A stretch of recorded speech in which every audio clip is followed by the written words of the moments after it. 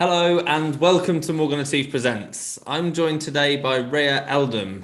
Rea and I talk a little bit about gender studies, uncovering some of the main themes within gender studies inside the black box. We talk a bit more about what business leaders can learn from gender studies and why this knowledge is in particular not transmitted into business today, maybe some of the key mistakes that business leaders are making and what they can do. Hope you enjoy. Rea, thank you so much for joining me today. I really appreciate it. Thank you for having me. I'm very happy that I can be here. So I gave a bit of a brief introduction just then, but I think you'll definitely be able to do a better job at it. So if you could please just give a bit of an overview of your background, that would be fantastic.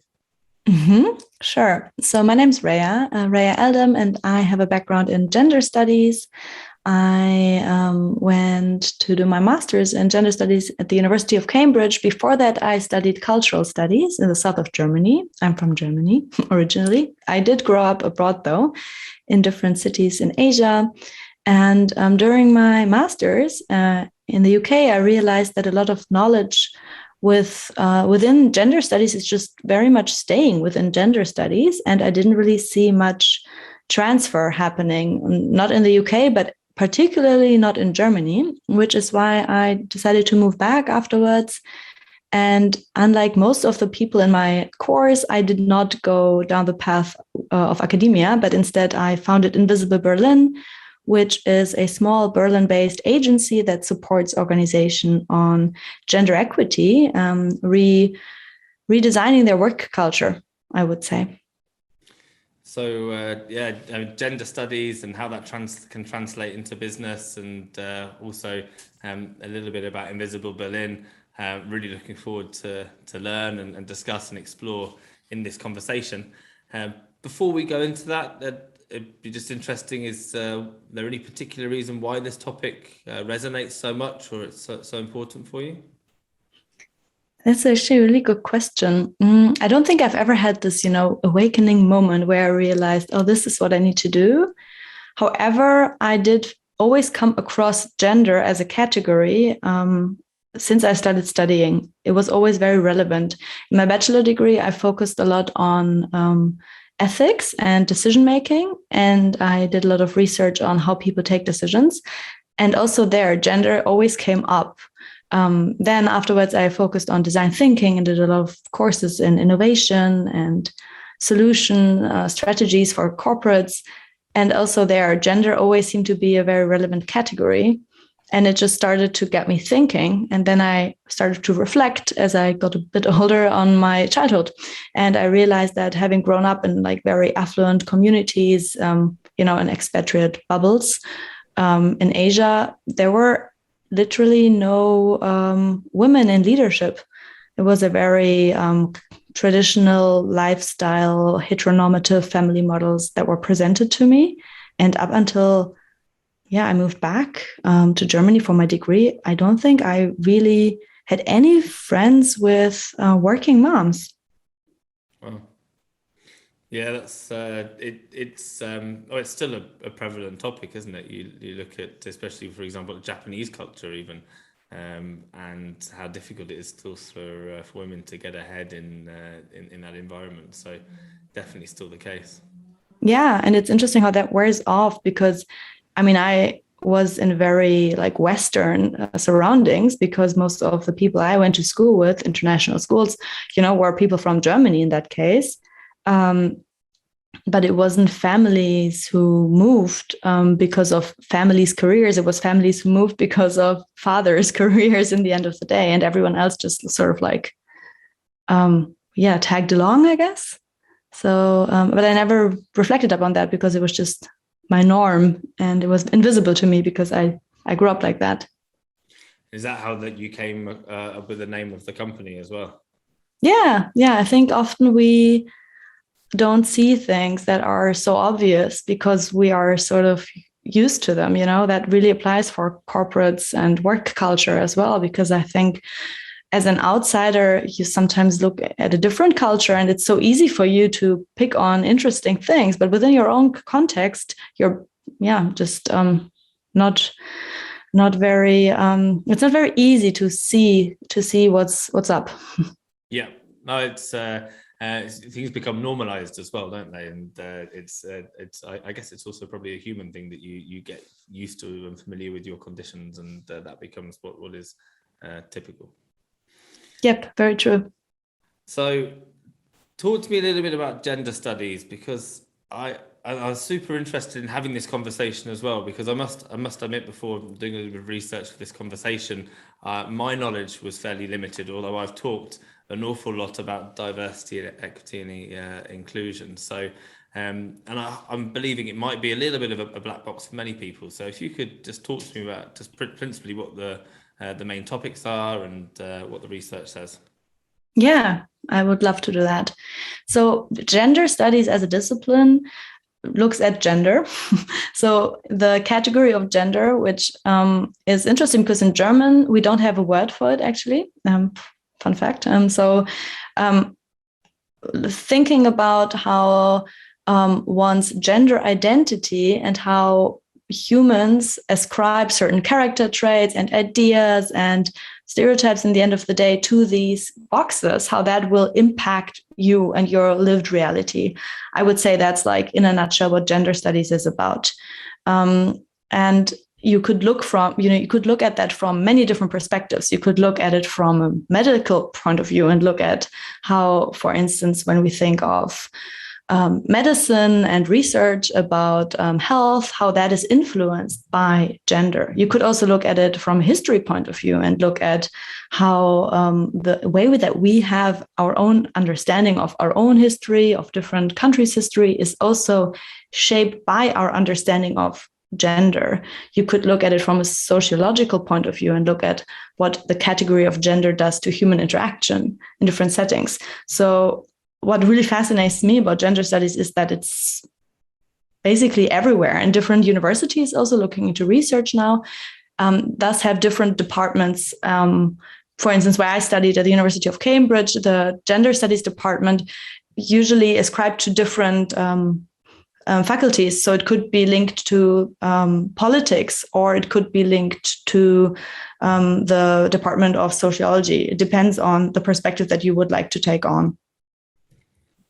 So you're saying that it's all very much interlinked, and they all connect with each other to tell a story, and the history of gender can then have an impact on even, let's say, a culture today and the way people interact in business, for example. Yes, exactly. Yeah. And what is specific, I would say, about all of the different perspectives that you could take on within regards to gender is that people are mostly interested in looking at gender from a systems point of view. So they are interested in understanding, the structures and what these then do to the interaction between people. So it's less about individuals, which I think diversity management often does, looking at, for instance, women and how to foster them or how to help them grow. But within gender studies, what we're more interested in is looking at what does the category of gender do to whom, and how does that impact the way that we interact, but also the knowledge that we have, that we think is common sense. Is it really, though? So it's really asking these questions and pushing these boundaries. Yeah, I hadn't thought, but you do see that a lot, where it's like high-performing leadership programs, and then a certain percentage of those are selected, and it's really an onus on the individual. I'd always known that the culture of how an individual performs in a business is impacted by the business culture, but I hadn't thought about it, let's say, more holistically in terms of the processes in the business, for example. Yeah, I think to give maybe to make this less abstract, to give an example, there's a lot of things that we think we know, for instance, about women, because we think that this is common sense. But actually, within gender studies, you would take that knowledge and deconstruct it and really pose the question where is that coming from? Is that coming from an agenda? For instance, up until quite recently, people, kept women out of universities because they said that women were just not capable to study because they didn't have any blood in their brains, all the blood was in their uterus, like whatever, right? So this was also like scientific knowledge that was used to argue. And of course, we don't believe that anymore, but the structures that were prevalent then, they are still prevalent today. And it's a lot of work to get rid of them. And some of those are very invisible, which is why a lot of times when we talk about anything in terms of like socio-political happenings, you can still find some elements of these belief systems, as I like to call them, that are actually very outdated, perhaps, and rooted within, these old ideas of womanhood, or also manhood, for that matter. Is this down as well to how companies attract leaders, or let's say female talent, and develop them? So do you think there are even processes in the attraction process or the development process then that are still wrong? Yeah, I think so. I think a lot of the rhetoric around leadership is very biased, because it is rooted in the idea of a leader as a strong, non-vulnerable, always, business-oriented person that has no feelings. I mean, I'm like over-exaggerating, but I think a lot of times these are not neutral. And I would also question these principles a lot of times that feed into the way that we think about what a manager, for instance, looks like. I think we all have a certain idea in our heads. And so what can companies do? So because I think it's always difficult to take this information and this knowledge and knowing that what we're doing might be wrong, and that it might be slightly dated and archaic. But are there specific or concrete examples of things that companies can actually do that maybe then taken from gender studies that you think will have a positive impact? Yeah, I think so. I think firstly, although it's frustrating because we want to find solutions very quickly in business, is to take a step back and look at problems. I think in gender studies, or generally in social sciences, we are very good at finding problems, which is also why I think a lot of times the knowledge is not being transferred, because it's just a different logic. But I think we often jump to conclusions too quickly within business. So within diversity management, I would encourage individuals to look at the structures in place and really understand, for instance, where pain points might be within, their employees, or what the culture is currently looking like, and whom does it benefit and whom doesn't it. So understanding the problem space better before moving to solutions would be one thing that I would suggest. And then the other thing that I think is really important is really thinking more about structures, because I think often when we think of, let's say, unconscious bias, we then run trainings for unconscious bias in heads of people's, like, in people's minds. But instead, what about the bias that's within like institutions and structures? So I think to make it very specific, looking at the processes that are set up, what do the teams do? How do they work together? What is where and how do people come together? And how does this interaction look like? Who does this benefit and who does it maybe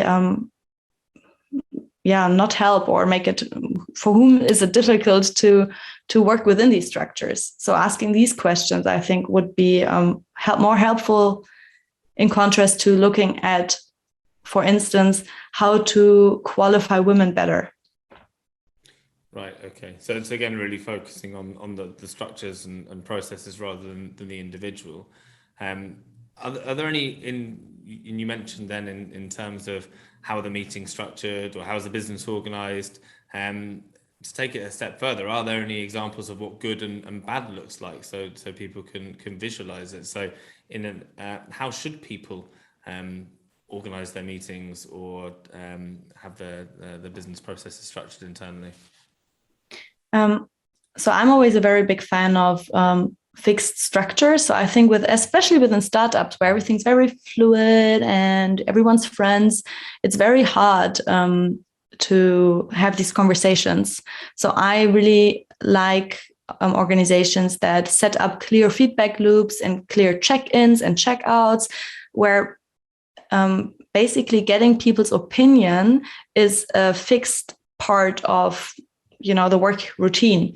So it's something that is integrated, and thus it's easier to voice criticism and to tell my boss or coworker if I feel overstepped or unhappy.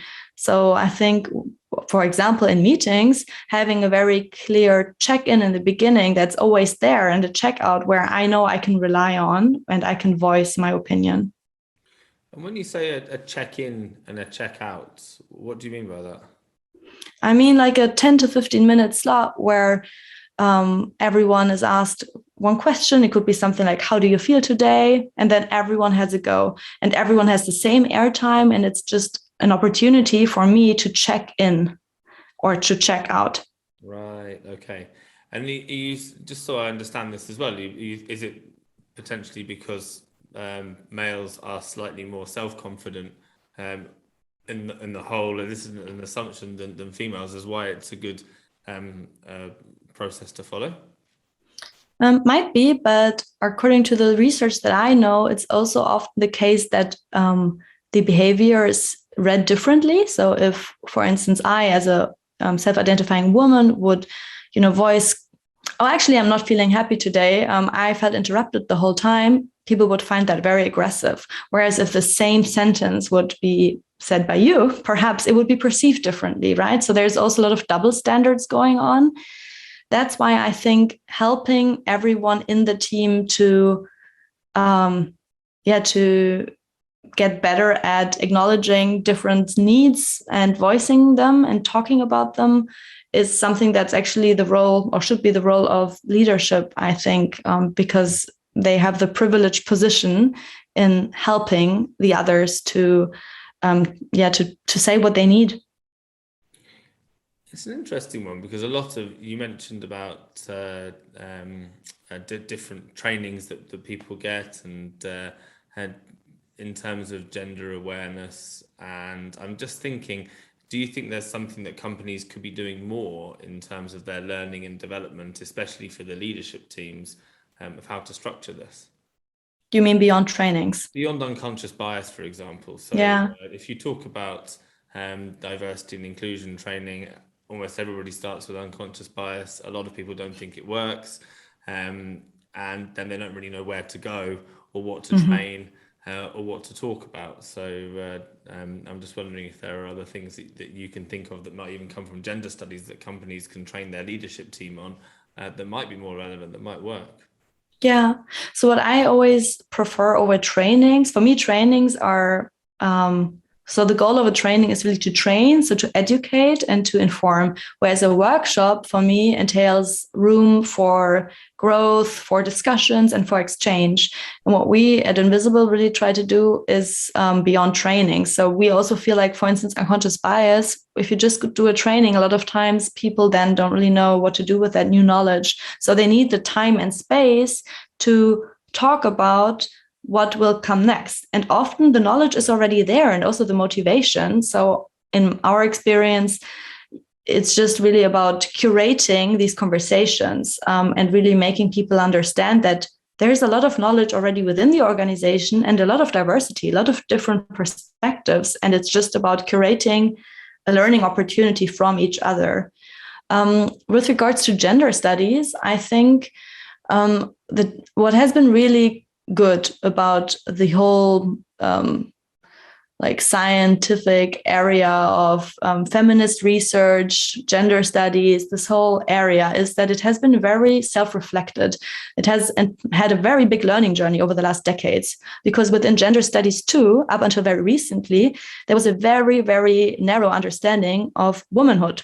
So the movement was very heavily criticized also from academics, because a lot of other women who were not represented felt left out, and rightfully so. So a lot of women of color and Black women asked, where are we?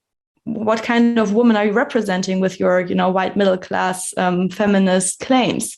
So I think the discipline itself has really had a very big learning journey. And I think there is a lot of learnings that can be derived with regards to business, because I think this learning journey is not really happening at the moment, at least not in Germany. We still think women when we think diversity, very little intersectional approaches, very little regards to, questioning the kinds of womanhood that we have in mind when we think of women.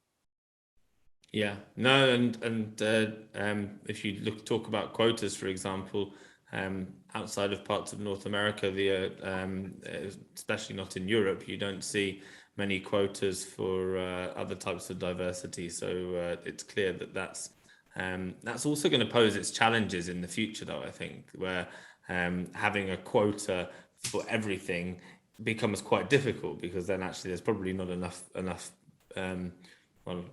talent there, or enough positions for those talented people to fill the quotas. Yeah, that's an interesting one. I mean, I think before we can even talk about quotas, we would have to gather more data. And in Germany, there's a huge data gap with regards to diversity beyond gender. We have no idea on a lot of things. Yeah, well, I think Germany as a country is probably a little bit further behind countries like France, for example, in terms of embracing ethnic diversity. But before it gets a bit too politicized and I step out, then better be careful. Yeah, that's probably very true. And I mean, there's a very interesting migration history within Germany. So there's really no excuse why that is the case, and why we don't know anything with regards to data. And also a lot of corporates that we work with are very much focusing on gender, and not just gender, but really women. So also, the understanding of gender within gender studies is much more broad than just women, and just really acknowledging gender as a spectrum and looking into different identities. But what I see in Germany within business is very different from that. So I think it's very much like stuck in the conversations that were carried out in the 70s in gender studies that are currently sort of like the conversations, the mainstream conversations happening in business. And that's something that really frustrates me, because I do see that there's such a time lag. What can companies do you think? Because we're seeing it on LinkedIn, for example, where people are adding their pronouns, and I think we're becoming much more aware of the way that people see themselves and obviously want to describe themselves. But I think it's still quite stigmatized, especially in business. And I've had some conversations where people are almost afraid to reach out, or to stand out, and even think about how they're being perceived by other people who are a bit more traditional in their mindset, for example. So do you think that companies should play a role there in making change there?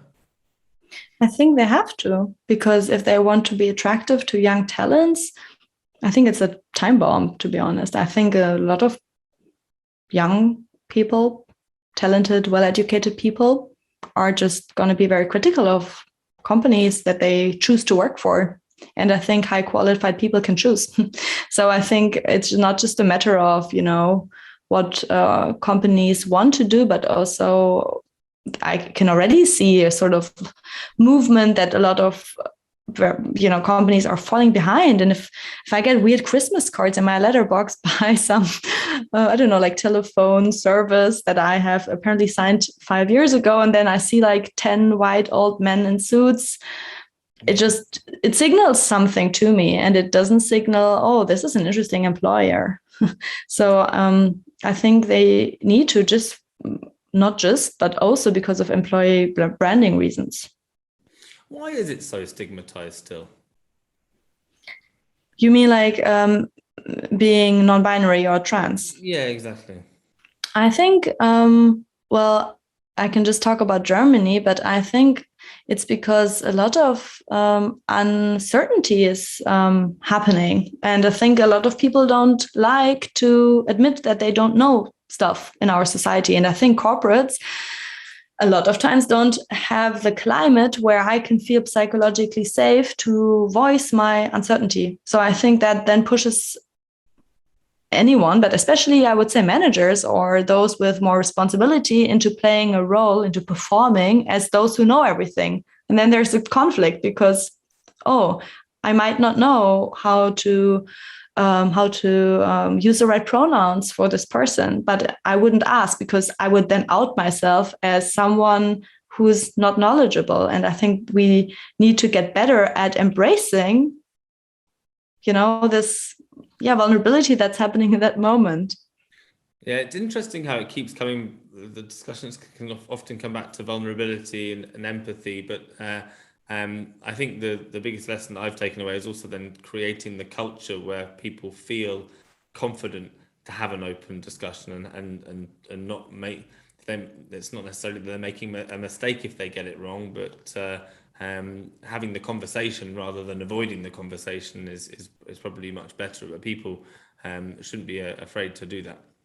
Yes. And at the same time, I think when we talk about psychological safety, the question is, of course, always safe spaces for whom? Because if I'm, the underrepresented person, it doesn't make me feel particularly safe if everyone always asks me or misgenders me all the time.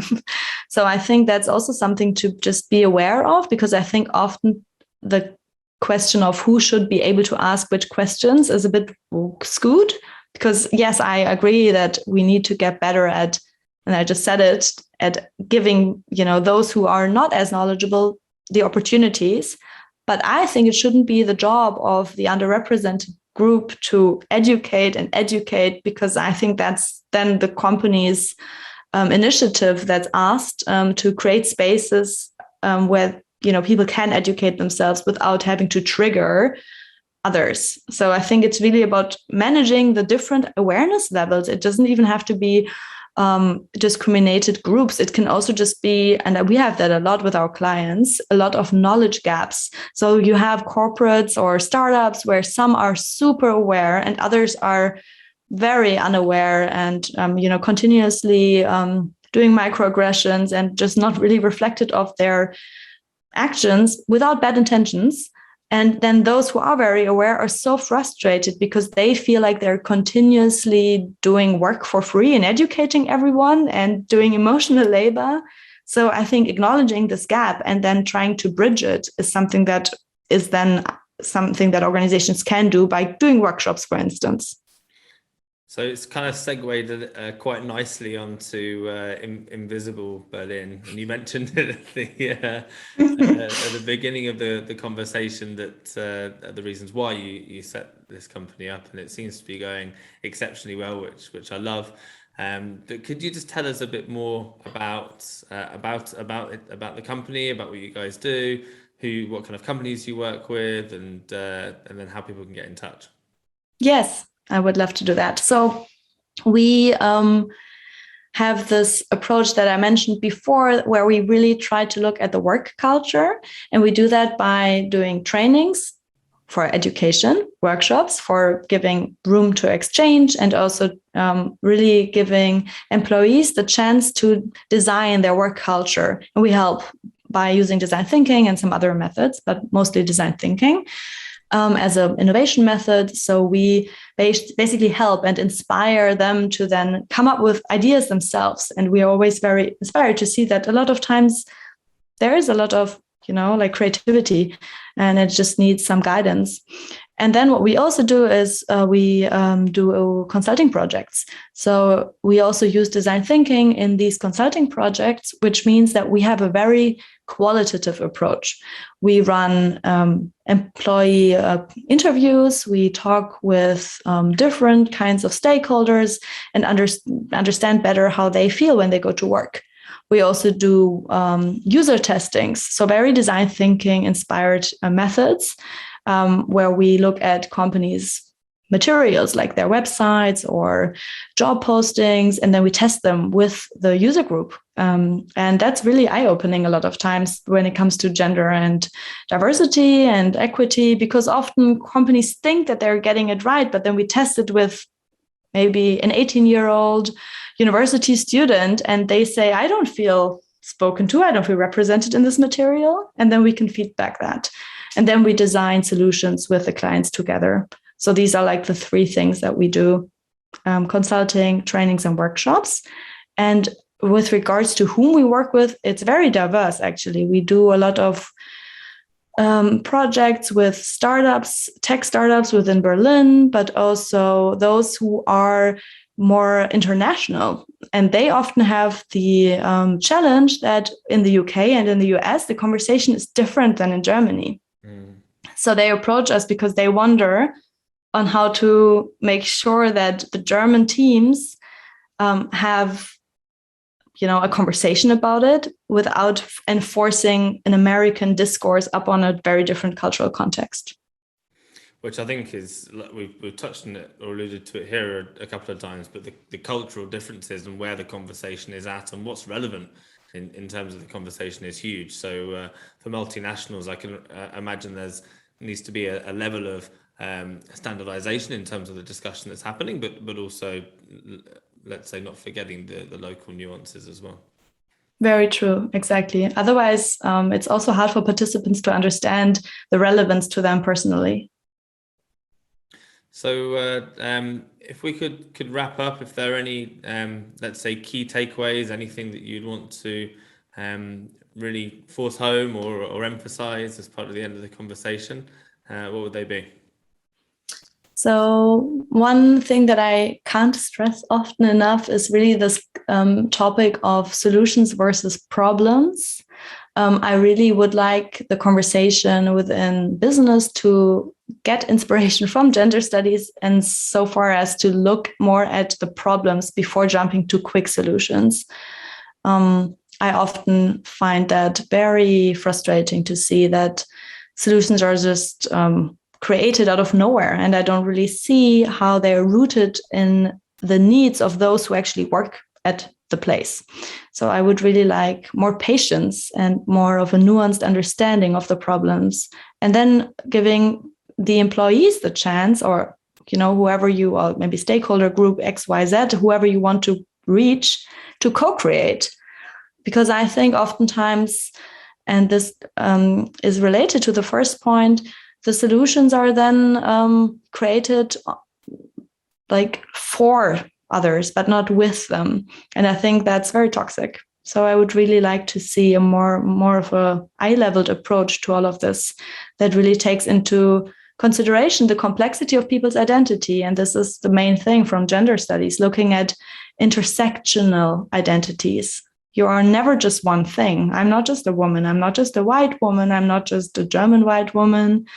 I am all of this together and many more things. And I think when we create solutions for employees, for work cultures, we need to acknowledge that individuals are comprised of many different identity factors.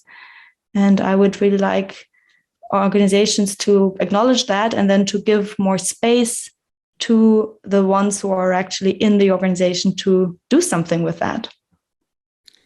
That's super powerful, and there's no wonder that the business is going so well. So thank you so much for your input and for your time, and have a great rest of the day. Thank you very much. Maybe one more thing, because you asked how people can reach out, and I think I never mentioned that. So we can obviously write it down in the show notes as well. But you can always reach out via Instagram, or also on our website, there is a contact form, and we are very happy to get in touch, and also just to carry on conversations and to answer more questions if there are any. Thank you. Perfect. And it's in-visible.berlin, isn't it? Exactly. We'll make sure we put it in the links too. Perfect. Thank you.